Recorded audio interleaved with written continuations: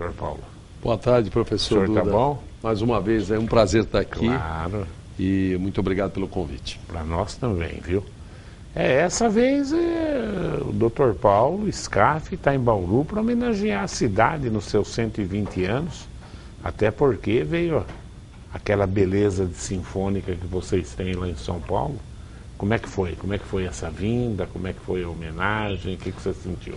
Eu fiquei muito feliz por ter a indústria, através do Senai, do SESI, ter apoiado aqui os 120 anos de Bauru.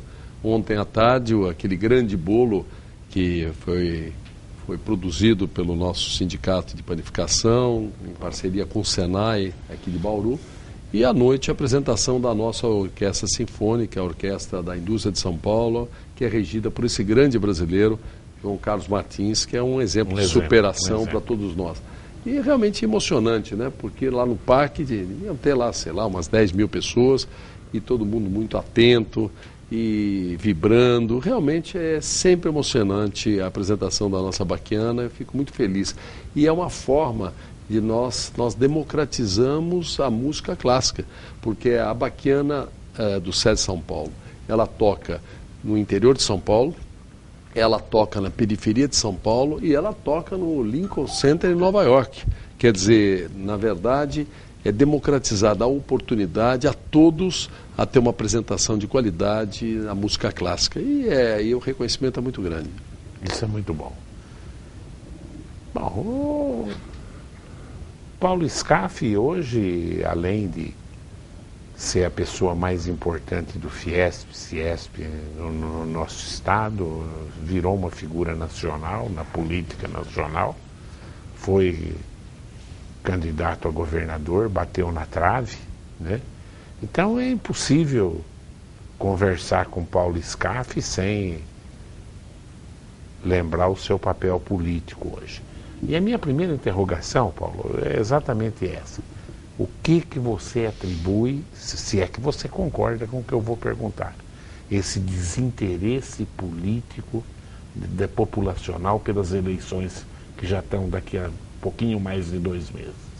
Professor, as pessoas estão muito decepcionadas com os políticos. Eu até acho que as pessoas não devem se decepcionar com a política, porque a política é uma coisa maravilhosa, é a forma melhor de servir as pessoas é através da política. E não há como ter uma democracia sem política. E nós somos democratas, nós não queremos um outro regime. Então, ninguém está decepcionado com a política, está decepcionado com os políticos. Mas não adianta, essa decepção não pode levar ao desânimo e ao desinteresse. Porque se houver desânimo e desinteresse, a tendência não é melhorar.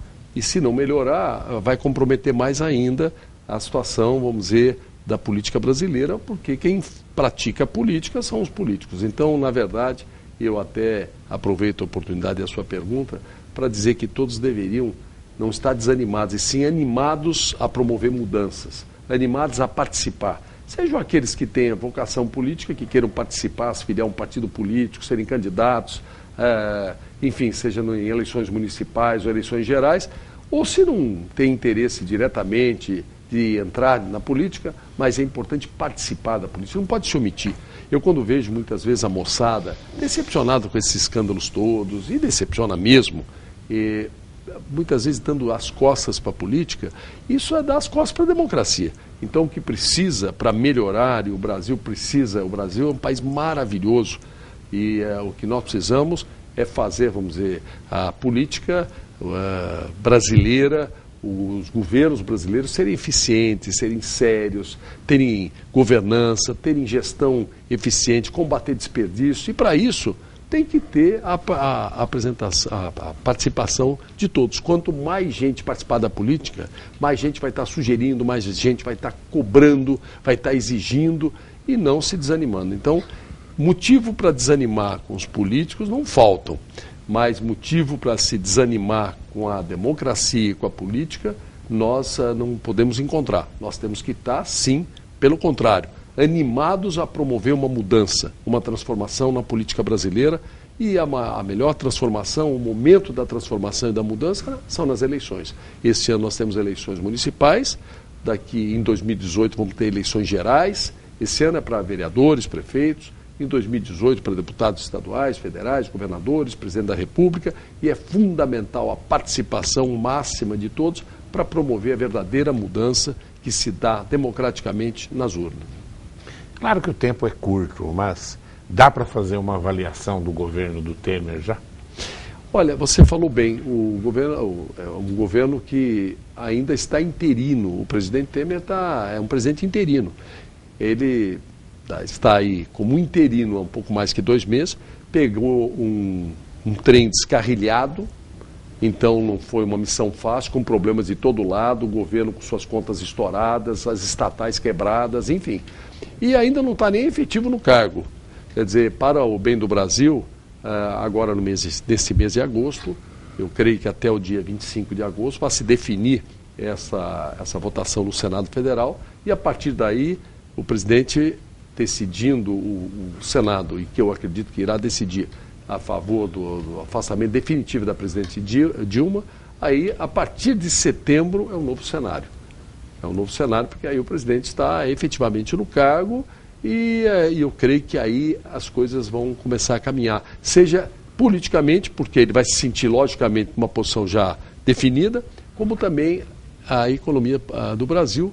Isso vai gerar confiança. E com confiança você tem a retomada de investimentos, com investimentos você tem retoma a geração de empregos, retoma o consumo, e aí você entra num ciclo virtuoso de investimentos, consumo, emprego, produção, enfim, aquilo que o Brasil precisa. A solução para os problemas brasileiros, o professor sabe disso, tem uma palavra que é desenvolvimento econômico. Não adianta um país como o Brasil, com 200 milhões de habitantes, que milhões de jovens entram no mercado de trabalho todos os anos, você não pode abrir mão do desenvolvimento. Quando você não tem crescimento econômico, como esse ano. Com a presidente Dilma, nós estávamos sinalizando ir para menos 4%, menos 4,5%, um desastre. Agora, houve já diria assim, que a economia bateu no fundo do poço. Ela não começou a melhorar, mas parou de piorar. E eu creio que a partir da decisão do Senado, a partir de setembro, ela vai começar a melhorar. E aí nós vamos ter um resultado negativo esse ano, mas menos negativo. Em vez de estar menos 4, menos 4,5, vamos ter menos 3. Mas já o ano que vem eu creio num resultado positivo, um crescimento modesto de 1 a 2%, mas já um crescimento positivo. Isso significa empregos, isso significa aumento de arrecadação sem aumentar impostos. Aumentar a arrecadação através do aumento e do crescimento da economia. Isto sim, e não aumentando impostos. E o fortalecimento das empresas, porque voltam o mercado a reagir, a comprar, ter demanda, enfim, é isso que um país como o Brasil precisa. Você acha que o impeachment é favas contadas? Olha, eu não posso garantir porque do que vão decidir os senadores, mas na minha observação, pelo que eu observo, pelo que eu converso, pelo que eu sinto, eu não vejo dúvida que se tem aí uma votação suficiente e com folga para se aprovar definitivamente o impeachment da presidente Dilma. Eu diria que dos 81 senadores, se eu tivesse que fazer uma aposta, eu apostaria em torno de uns 60 senadores a favor do impeachment, e lembrando que há necessidade de 54 votos. E creio que a votação possa terminar em torno de 60. Isso é uma observação minha, assim, um acompanhamento meu. É lógico que nós vamos estar na expectativa acompanhando o momento que essas coisas vão acontecer e que vão começar a acontecer agora. Até o dia 9, possivelmente vai sair o parecer da comissão. Aí tem uma votação de plenário para avaliação do parecer da comissão. E até o dia 25, para resumir a história, entre 20 e 25, deve ir para o plenário a votação final, precisando de 54 votos, e eu apostaria que o número de votos serão mais ou menos uns 60 votos que votarão a favor do impeachment. Isso é o que eu sinto. Agora vamos ver, vamos aguardar. Você está enganjado em São Paulo na eleição da Marta. Você acha que a Marta tem chance em São Paulo? Você sabe que eu aprendi que eleição e mineração, como dizem os mineiros, é só depois da apuração. É muito difícil você prever resultados. Mas você falou se tem chance, eu não tenho a menor dúvida. Eu acho que ela tem uma grande chance, uma probabilidade muito elevada e, sem dúvida também, a Marta com o André Matarazzo fazem uma dupla que são a dupla mais preparada para governar a cidade de São Paulo. A Marta, quero lembrar, ela é atualmente uma senadora, foi ministra, foi prefeita e, acima de tudo, o que eu gostei muito, viu, professor Duda, é que eu gosto muito da humildade das pessoas e, assim, o reconhecimento. Eu tinha uma impressão, eu conhecia pouco a Marta Suplicy, tinha uma impressão, assim, de um tom mais arrogante, menos simples e tal.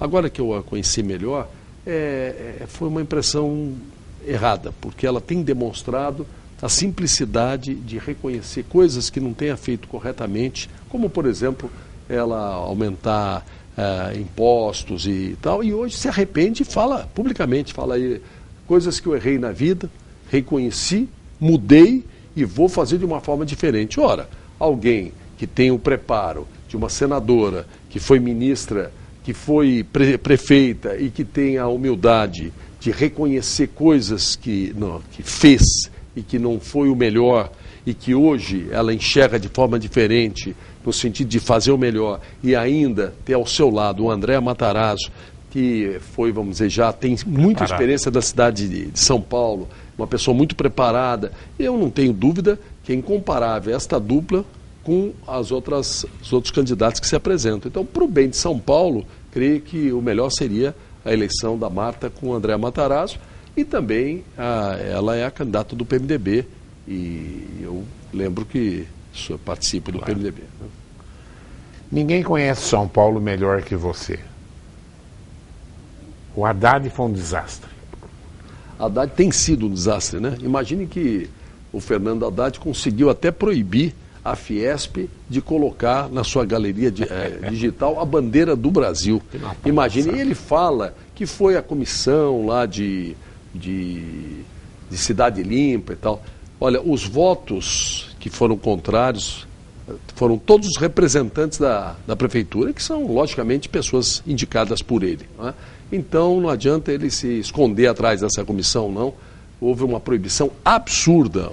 O símbolo que mais... Claro. Não há nada, nenhuma obra de arte que supere para nós a bandeira do nosso país. Não é? E a nossa galeria digital, que foi um investimento nosso, da indústria, através do SESI, a galeria que faz apresentações e democratizou, quer dizer, apresentação com interação da população, trazendo apresentações de outras partes do mundo, tudo gratuitamente e todos investimentos nossos, sem nada da prefeitura, sem nada de governo nenhum. Não é? E que ela ficar impedida a colocar na sua apresentação a bandeira do Brasil, só por isso já seria suficiente para avaliar qual é a visão deste atual prefeito. E o que nós sentimos realmente é um descontentamento geral com a administração dele, e também o partido dele, o PT, cá entre nós, não tem sido bem recebido nem no município de São Paulo, nem no estado de São Paulo e nem no Brasil. O que nós estamos assistindo aí da administração e gestão petista não agrada a ninguém. Né? Qual o futuro político do presidente da Fiesp, Paulo Scaff? O futuro de todos nós está na mão de Deus, né, o professor? Seria até uma falta de humildade eu falar meu futuro político. O que eu espero, o que eu peço a Deus é que, enquanto viver, me dê saúde e energia. Então vamos mudar a pergunta. Que eu gosto muito de trabalhar. Quais as pretensões políticas de quem já bateu na trave para o governo de São Paulo e está aí na mídia diariamente? Qual a pretensão política do Paulo Scaff? Na verdade, eu quero dizer que eu falei há pouco que eu admiro a política. A política é a forma melhor de você servir as pessoas. Eu me realizo como presidente do SESI, presidente do SENAI, presidente do SEBRAE, presidente da Fiesp, do CIESP, que na Fiesp a gente defende o não aumento de impostos, a gente defende a produção, o emprego. No SESI a gente dá educação de qualidade aos jovens, dá exemplo. Agora estamos lançando a primeira faculdade para formação de professores, né, por área de conhecimento com prática na sala de aula, a primeira do Brasil. Né? E os professores que se formarem nessa faculdade vão dar aula no SESI. Então nós estamos sempre adiante. Né? com nanotecnologia para crianças novas, com robótica, no Senai, na formação profissional, dando condições das pessoas terem melhor emprego, melhor salário, praticar empreendedorismo, através do Sebrae, dando oportunidade à micro, pequena empresa a crescer, a uma pessoa montar o seu próprio negócio, a se formalizar. Então, tudo isso me realiza bastante. Minhas funções como presidente dessas entidades é voluntário, eu não tenho um salário para trabalhar e trabalho muito, né? Com muito prazer. Então, sem dúvida, a política você pode fazer tudo isso multiplicado muitas vezes. E eu, como você falou, com muita honra, fui candidato a governador em 2014, só tenho a agradecer ao povo de São Paulo, que me deu quase 5 milhões de votos. Foi o mais votado do PMDB do Brasil, até o governador do Rio de Janeiro teve uma votação, foi eleito governador do Rio com menos votos do que eu tive em São Paulo. Eu só tenho a agradecer e deixar na mão de Deus. Se o destino me levar em 2018 a ser novamente um candidato a governador, isso vai me orgulhar muito. Quer dizer, o estado de São Paulo é um estado maravilhoso, tem um orçamento que é maior que muitos países, e eu sonho com o meu estado, um estado que tenha referência na qualidade da educação das escolas públicas, no serviço de saúde, na segurança pública, na infraestrutura. Enfim, eu sonho com isso, e se eu tiver uma oportunidade de ajudar para que essas coisas se realizem, vou ficar muito feliz. Mas também eu não vou contra o destino. Isso tudo, como dizem... É um momento propício a se examinar o PT praticamente fora das paradas em São Paulo, o PSDB já 5, 6 legislaturas. 24 anos já. 24, né? 6, né? É uma briga boa, hein? Sem dúvida nenhuma. Toda disputa ela é interessante, mas vai ficar para 2018. Até lá, nós temos tanta coisa para fazer. Claro. Primeiro, agora, a minha primeira preocupação é até a retomada do crescimento econômico do país, para salvar empresas que ainda não fecharam, comerciais, industriais, agrícolas, serviços. Há uma necessidade, isso é um grande patrimônio nacional, e quando você não tem crescimento econômico, você põe em risco as empresas brasileiras. Parou de cair, você acha? Ainda não. O desemprego está batendo 12 milhões de desempregados com carteira assinada. Agora, se nós... Mas julho parece que melhorou um pouquinho. Melhorou, Paulo? A atividade econômica parou de cair e o desemprego vai parar de cair. Mas o que nós precisamos é a retomada para começar a gerar empregos de novo. E eu espero que a gente consiga, antes do final do ano, ter invertido essa questão. O Meirelles deu uma insinuada lá que, se necessário, nós vamos aumentar imposto. Não tem mais margem para isso, né, Paulo? Olha, se o Meirelles tentar aumentar o imposto, vai um pato voar lá no Ministério da Fazenda, porque a campanha Não Vou Pagar o Pato, ela não terminou, não. Ela atingiu o seu objetivo. Faz 1 ano e meio que nós lançamos. Tivemos 1.200.000 assinaturas entre presencial e virtual. E faz 1 ano e meio que tanto o governo Dilma como o Meirelles, quando entrou, começou a falar e ameaçar de aumento de imposto. O ano passado queriam aprovar CPMF e não aconteceu. Então, na verdade, a resistência houve e com sucesso.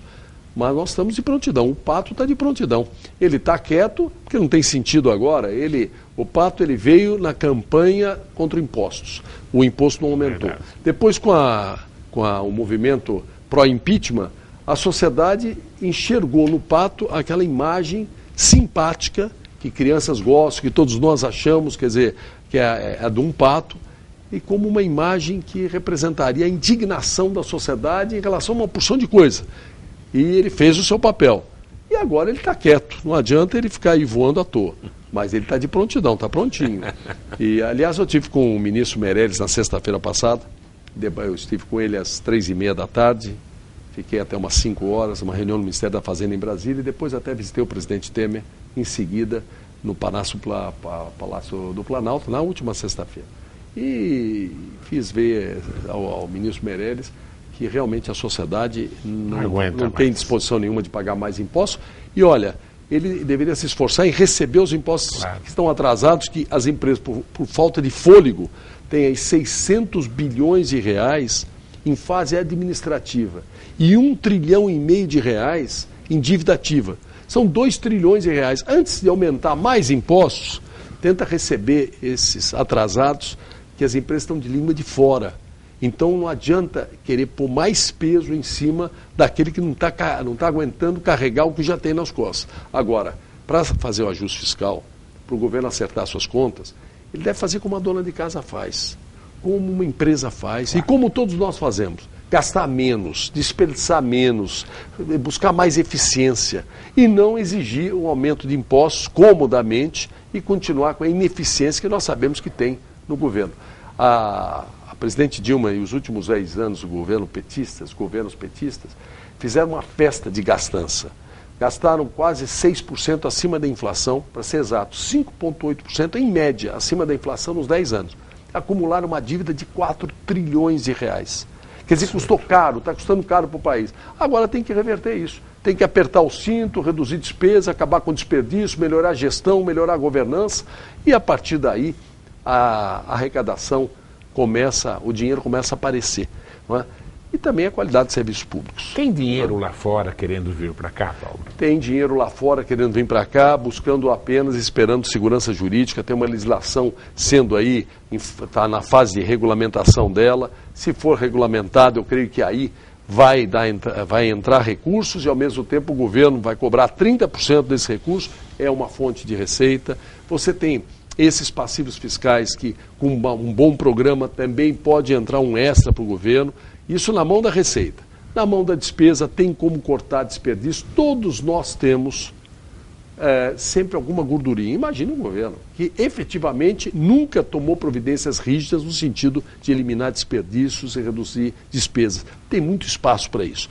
A única coisa que nós não vamos aceitar, hipótese nenhuma, é aumentar ainda mais os impostos, fazer com que as pessoas, as empresas, paguem mais do que já pagam e ainda mais com a má qualidade dos serviços públicos em geral. Né? Os governos, eles gostam de cobrar impostos, mas eles não gostam da satisfação quanto à qualidade das escolas públicas, dos hospitais, do atendimento de saúde, da segurança, etc. Né? Vamos ver, tem bastante pergunta aqui, viu? A primeira pergunta é Jackson da Bela Vista. Paulo Scaff. Acho que Bauru é um gigante adormecido. O que fazer para acordá-lo? Perdão, é Jackson, né? Jackson. Ô Jackson, você tem razão da figura do gigante adormecido. Eu diria que Bauru é o gigante adormecido e São Paulo também. O estado de São Paulo também é um gigante adormecido. Porque o estado de São Paulo, e eu diria que o Brasil é um gigante adormecido.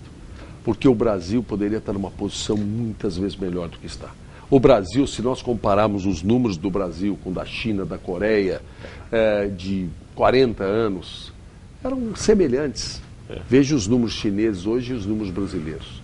Veja o PIB chinês e o PIB brasileiro. Veja as reservas chinesas e as reservas brasileiras. Hoje parece uma grande diferença, mas lá atrás eram bem parecidos os números.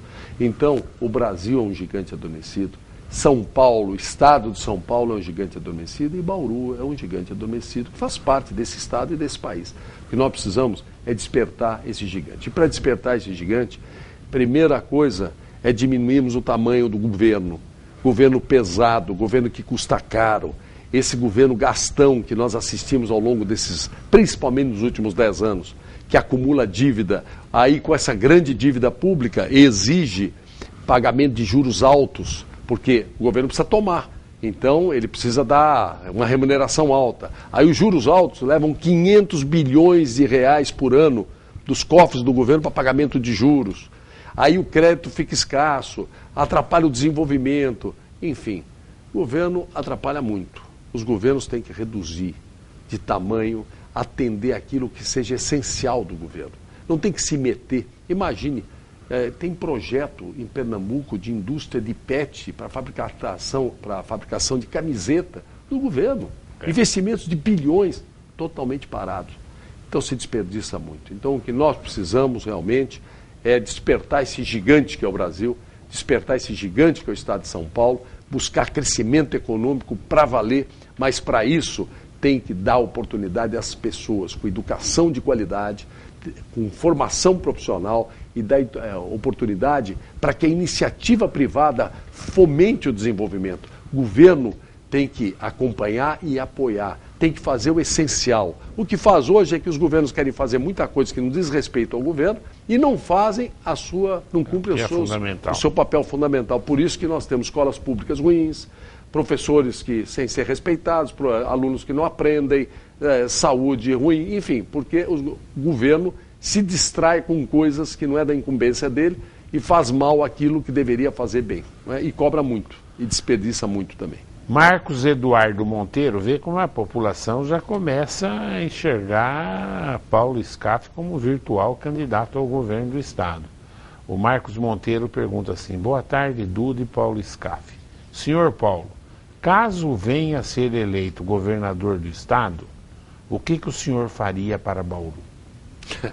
Ô Marcos, nós estamos em 2016, temos eleições municipais agora. Esse mês de agosto, olha, lamentavelmente o país está passando um momento que nós estamos muito concentrados agora com o dia a dia. Nós temos agora em agosto a Olimpíada, que temos que torcer que tudo corra bem. Em seguida nós temos a votação do impeachment do Senado. Em seguida, em outubro, nós temos as eleições municipais.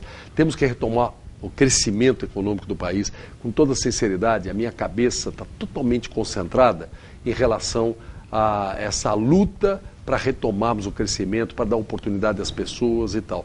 Então eu não estou pensando em eleições de daqui a 3 anos. Mas, sem dúvida nenhuma, o que pode ser feito para Bauru, o que pode ser feito para São Paulo é fomentar o desenvolvimento, o crescimento, dar oportunidade para negócio, para empreendedorismo, dar oportunidade para aquela pessoa que quer montar o seu próprio negócio, de ter como fazer isso, de ter mercado para isso, de ter recursos para isso, aquelas empresas que já existem se fortalecerem, enfim, dar oportunidade de educação de qualidade, de formação profissional para que as pessoas possam ter melhores salários, melhores empregos, educação de qualidade para que se tenha oportunidades iguais. Não tem outra forma de dar oportunidades iguais às pessoas que não seja com educação, com conhecimento. Enfim, aquilo que se deve fazer a Bauru, se deve fazer em todos os cantos do estado. Bauru é uma cidade pujante, tem bom aeroporto, tem indústria, tem comércio, tem hospitais, tem faculdades, ela, como foi dito há pouco, por uma pergunta que te antecedeu, ela é, sem dúvida, um gigante adormecido, porque ela tem todo o potencial. O que precisa em Bauru é o mesmo do Estado, é desabrochar isso tudo com crescimento, desenvolvimento, dando oportunidade às pessoas. O telespectador, Marcos, também, ele pergunta isso, ele quer saber de você como um grande líder de empresários e da indústria.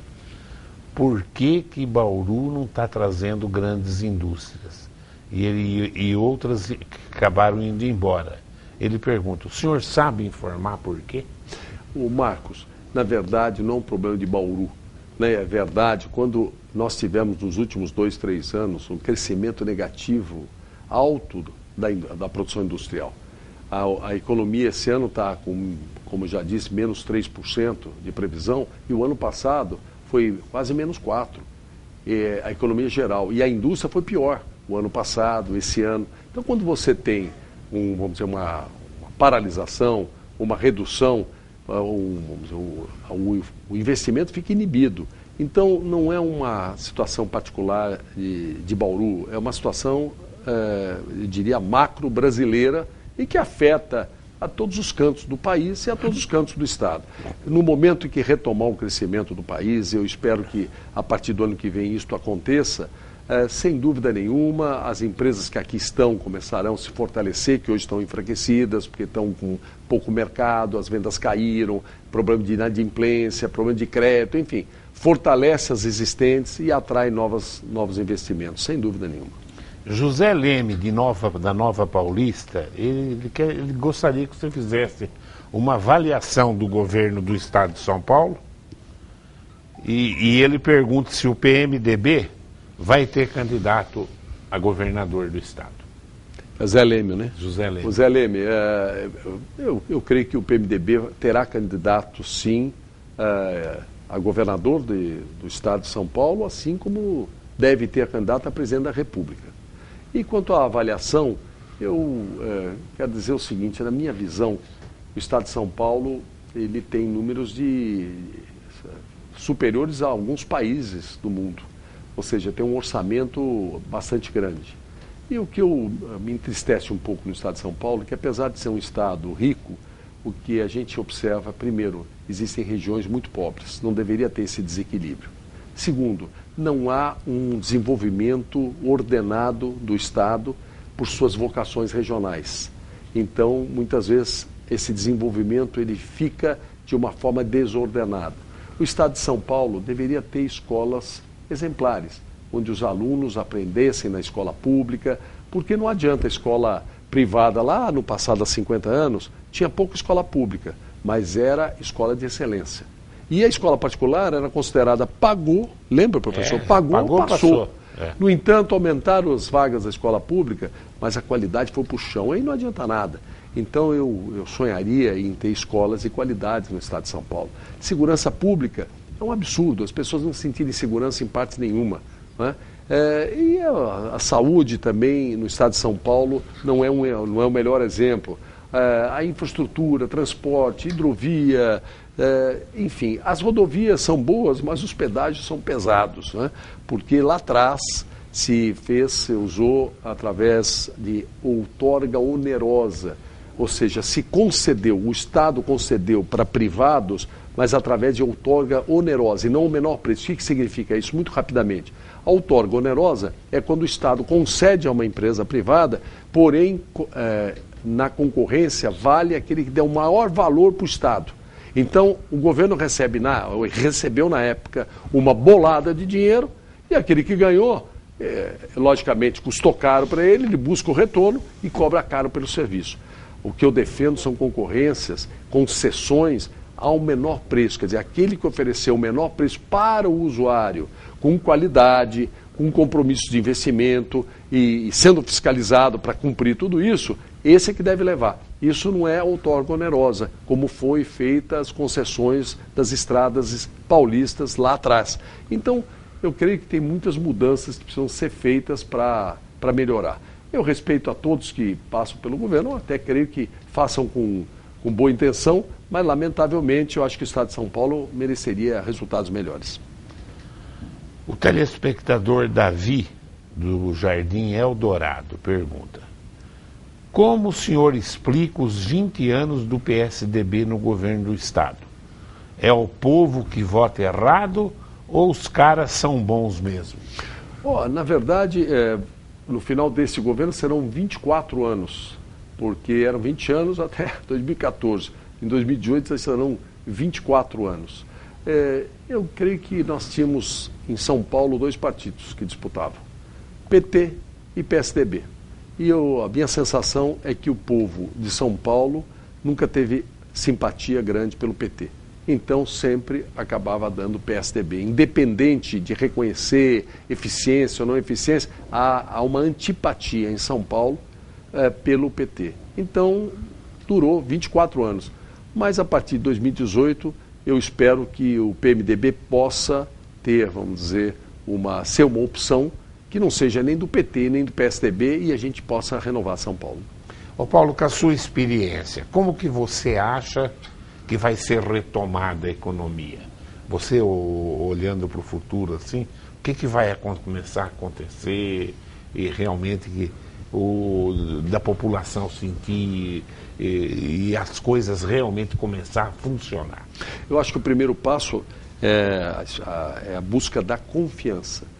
A economia não anda sem confiança. E a busca da confiança, nesse momento, ela está muito vinculada à votação no Senado, à votação definitiva do processo de impeachment. Então, se a nossa previsão estiver certa, votando agora até o dia 25 de agosto e tendo aí, como eu sugeri aqui, uma previsão que eu tenho de uns 60 votos a favor, que seria o suficiente, mais que o suficiente, porque a necessidade seria os 54 senadores votarem a favor do processo de impeachment para ser confirmado.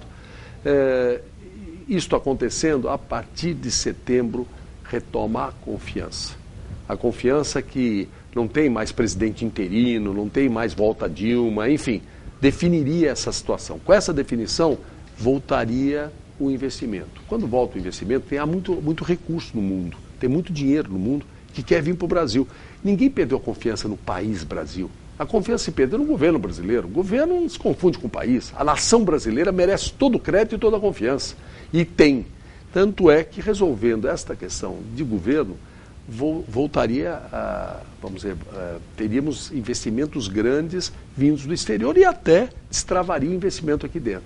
O primeiro passo é esse: no momento que o investimento retoma, aí começa a gerar emprego, aí começa com emprego, com investimento, aumentar o consumo, aí é aquele ciclo virtuoso de ter mais investimento, mais emprego, mais consumo, mais riquezas, mais investimento de novo, e é isso que precisa para a roda da economia começar a andar. Eu creio que essa sensação chegará nas pessoas mais para o próximo ano, porque esse movimento ele deve começar a partir de setembro, uma vez que em final de agosto se defina a questão do impeachment. A partir de setembro deve começar os investimentos, mas isso leva um tempinho. Setembro, outubro, novembro, dezembro, eu acho que a partir do ano que vem, aí as pessoas vão começar a sentir que há uma melhora acontecendo realmente. Se nós conseguirmos sair de um resultado esse ano de menos 3% da economia para mais 1,5% ou 2%, a diferença é 5%, a diferença é 4% a 5%.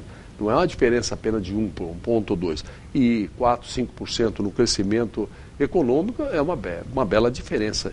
Aí a sensação de mudança entra na alma de todo mundo.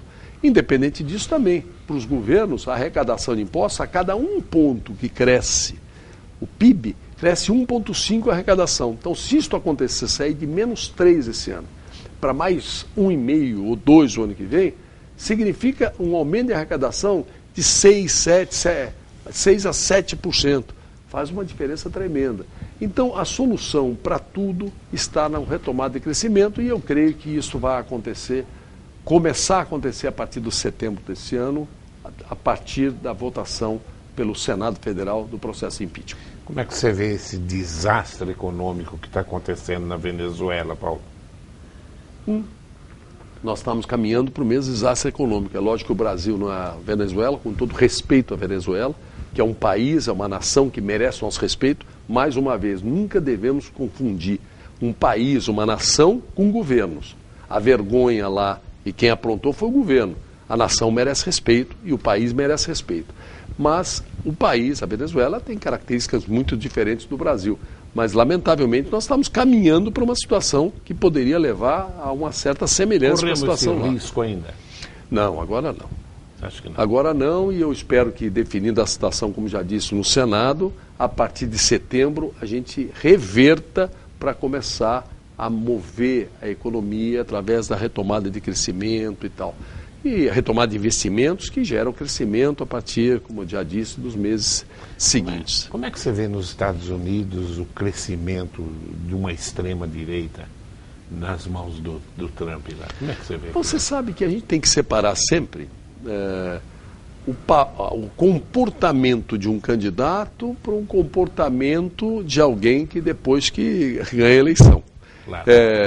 Então eu acho que esse jeito assim que o Trump se apresenta, totalmente mostrando até um certo desequilíbrio nas suas colocações, eu creio que uma boa parte disso aí vamos dizer, é cena de candidato. Talvez ele tenha feito pesquisas e sentiu que a população, que o povo americano estava, vamos dizer, querendo assim reações nessa direção e ele está tendo. Mas não dá para arriscar, né, Paulo? Não dá para arriscar, mas de qualquer forma, eu creio que, eu não sei qual será o resultado lá, tudo pode acontecer numa eleição, mas caso ele venha a vencer, nós vamos ter um outro Trump depois de eleito. Não será esse Trump aí dando tiro para todo lado. Né? Davi Márcio pergunta: aproveitando que estamos no mês da Olimpíada, e em vista do excelente trabalho que o SESI tem feito na área esportiva, gostaria de saber por que a unidade de Bauru não possui natação de rendimento, se no passado contou com uma das melhores equipes do país nessa modalidade. E hoje os nadadores de Bauru têm que se deslocar com muito custo para outros locais para competir. A pergunta é boa. Você sabe que nós temos, por exemplo, o judô está aqui em Bauru. É verdade. Também quem quer fazer, vamos dizer, muitos se deslocam também de outros locais para o treino do judô aqui em Bauru. E a natação nós temos, por exemplo, na Vila Leopoldina, em São Paulo, uma unidade de treino de natação de rendimento e de polo aquático também lá na Vila Leopoldina e também do vôlei masculino. Então, houve assim uma reestruturação para buscar um máximo de sinergia e ficaria muito difícil nós termos em todas as unidades um pouco de cada coisa. Então, Bauru tem aqui algumas questões, e algumas modalidades e outras foram para outras áreas, né? Mas você lembrou da Olimpíada e do papel do SESI, e eu com muito orgulho falo que nós estamos mandando entre equipe técnica e atletas 36 pessoas para defender as cores brasileiras. Então, a indústria de São Paulo, através do SESI, está enviando nas diversas modalidades 36 pessoas que vão participar da Olimpíada do Rio de Janeiro, que será aberta aí na próxima sexta-feira, às 19h15. O Luiz Carlos da Bela Vista, que é já no papel político seu, então ele pergunta, só para recordá-lo, o maior escândalo do estado de São Paulo foi no Banespa, e o governo era do PMDB. Luiz Carlos, se nós formos lembrar os escândalos dos partidos, da história, aliás, não precisamos ir nem para a época do Banespa, acho que nós temos aí vários escândalos por perto e tal. Eu aprendi na política o seguinte, principalmente eleição majoritária, quando você está discutindo a eleição de um prefeito, a eleição de um governador, vale muito a pessoa. Porque você não faz política sem um partido político.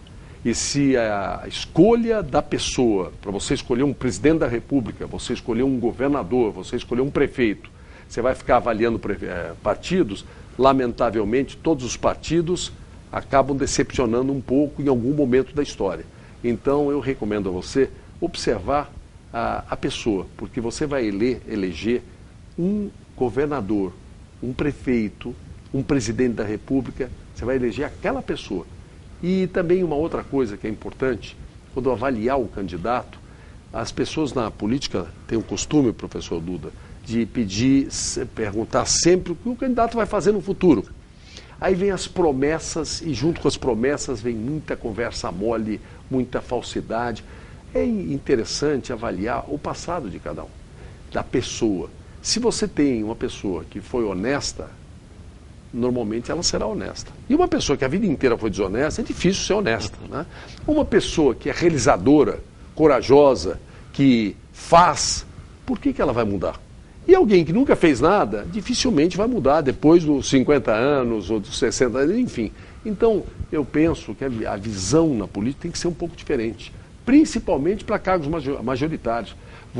Se você está pensando de uma figura para ser um presidente da República, um governador de estado, um prefeito, você tem que analisar aquela pessoa. E aí você chega à sua conclusão. Nem sempre, ninguém governa, quer dizer, partidos, eles podem ter, vamos dizer, ter uma participação em governo e tudo, mas pelo menos a forma que eu vejo e a minha forma de ser, a responsabilidade é da pessoa, não é de um colegiado. Quem assume um governo, ele é o governante, ele é o responsável. Então é importante analisar essa pessoa, se te agrada ou não, se o passado dessa pessoa foi de decência, honestidade, correção, realização, coragem, que são as características que precisa ter um homem público que assuma uma responsabilidade alta como um governo de São Paulo, uma presidência da República, ou mesmo uma prefeitura, seja da capital ou do interior. No interior, você acha esse ano o PMDB vai ter um bom papel na eleição de prefeitos? O que você está esperando? Você tem acompanhado isso? Tenho acompanhado, sim. A minha sensação é que haverá um crescimento. Como nós falamos, há uma possibilidade importante na capital, São Paulo, o que faz uma grande diferença. Nós estamos falando de uma cidade de 11 milhões de habitantes, 8 milhões de eleitores, que é um quarto do estado de São Paulo. Tanto em número de habitantes, nós temos mais ou menos 42 milhões de habitantes em São Paulo, no estado de São Paulo. E temos 32 milhões de eleitores. Quando você fala de 8 milhões de eleitores na cidade de São Paulo, é um quarto do eleitor do estado. E temos a possibilidade de elegermos prefeitos do PMDB em mais do que uma centena de cidades. Cidades pequenas, cidades médias, cidades grandes. E eu creio que vamos aumentar não só o número de prefeitos do interior, mas também o número de cidades maiores, com um número maior de população e tal. E se ganharmos na capital, quer dizer, nós podemos ter aí um percentual muito diferente entre essa eleição e a eleição passada. E é importante que as eleições municipais desse ano, na verdade, são um alicerce para as eleições gerais de 2018. Então é muito importante nas eleições municipais, não só para a gestão nos municípios, que é fundamental que se eleja pessoas competentes, sérias, enfim, mas também que essa eleição já é a base, já é o início das eleições gerais de 2018. Paulo, o que você gostaria de colocar mais para a população de Bauru? Olha, agradecer a você, professor Duda, a TV Prever por mais uma vez me convidar aqui e agradecer a todos que nos acompanharam e dizer que o momento que o país passa, eu vejo muitas pessoas acabam se desanimando com o Brasil, se desanimando. Eu ouço umas besteiras tipo, eu vou mudar, vou embora daqui e tal. Não façam isso. O Brasil é um país para qualquer brasileiro se orgulhar. O Brasil é um país que ocupa metade da América do Sul, que tem riquezas naturais, tem bom clima, tem bom povo, tem povo talentoso, tem empresas boas. Não é porque um governo ou governos erram que nós devemos estar contra a nação, contra o país. Nós temos que ser brasileiros que acreditam no país, acreditam na nação brasileira, acreditam no Brasil para valer. E essa é uma crença que vale a pena, porque o Brasil tem muitas vantagens. E precisamos, sim, ter uma participação mais ativa na vida política do país para sabemos eleger pessoas sérias, competentes, que vão realizar coisas boas para a população, nas cidades, no estado e no país. Isso é que falta.